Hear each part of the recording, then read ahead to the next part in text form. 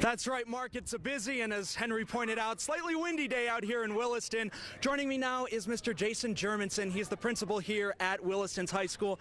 Mr. Germanson, what can you say about this building? For 8 hours a day over the next 6 weeks, these recruits will learn everything of how to be a member of the Williston Fire Department, from how to put gear on properly to how to provide basic EMT services. As you can expect, the process is very rigorous.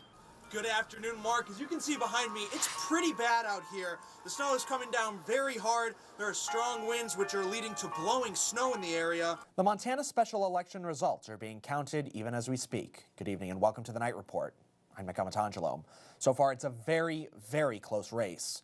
With about a quarter of precincts reporting, Democrat Rob Quist and Republican Greg Gianforte are in a virtual dead heat. Christian, shortly after 11:20 this morning, police responded to multiple calls of shots fired here at the Renaissance Apartments here in Williston. Good evening, Baja. With a brand new state-of-the-art facility at their disposal, it was hard for students not to be impressed with their school. 38 new charges have been filed in last year's theft ring here in Williston. Good evening and welcome to the Evening Report. I'm Amatangelo. 26-year-old Jeremiah Johnson now faces additional charges for burglary and breaking and entering. These are on top of the numerous charges for possessing stolen property.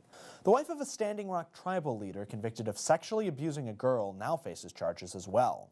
Rhonda Crean Foolbear is accused of failing to report child sexual abuse and lying in court. While Watford City High School students will be moving into a new building next week, they're not the only students that will be moving.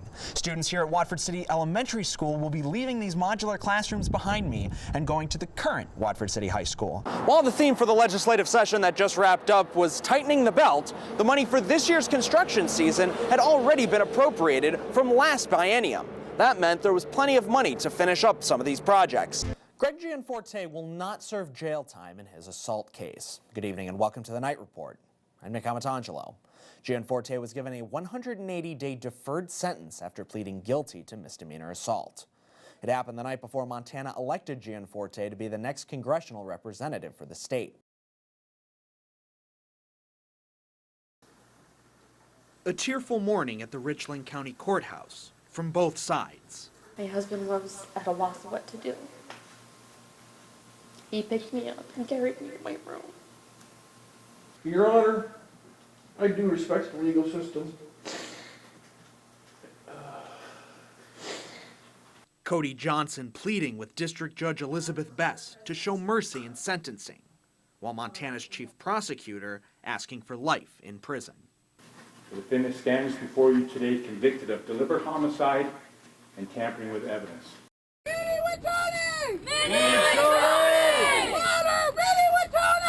Students in Brockton cheered on prayer walkers on the Fort Peck Indian Reservation this morning. The youth started this movement, and the youth is getting more and more stronger, and more people, more children. Even the teachers are.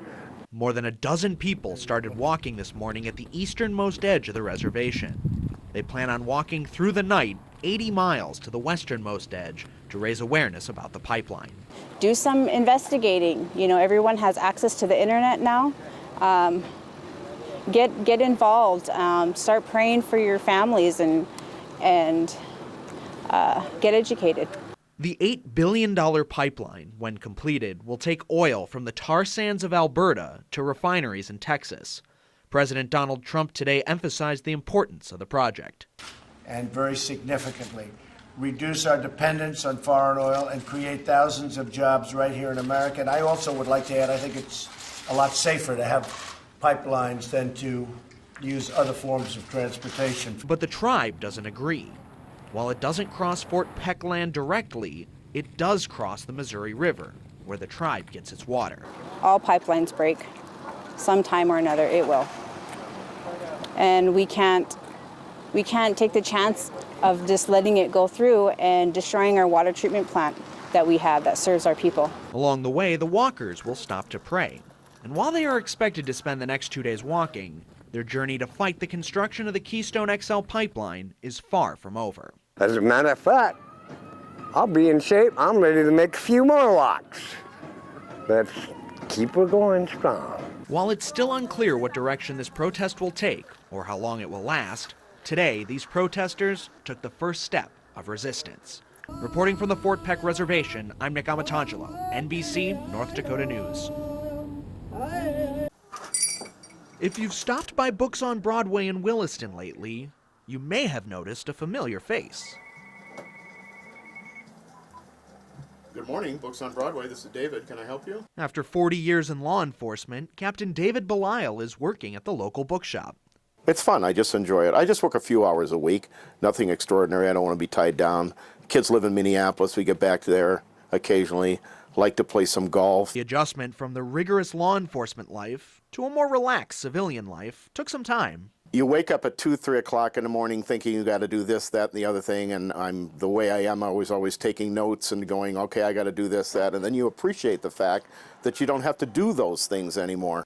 While the awning still says Whispers, the old strip club wasted little time changing the business into the Penalty Box Sports Bar. Business has been good. It's still, we're not advertising as of yet because we haven't got a new sign. Our sign should be here hopefully within the next couple weeks. It was an easy choice for owner Grace Delling. In order to move, that's quite costly.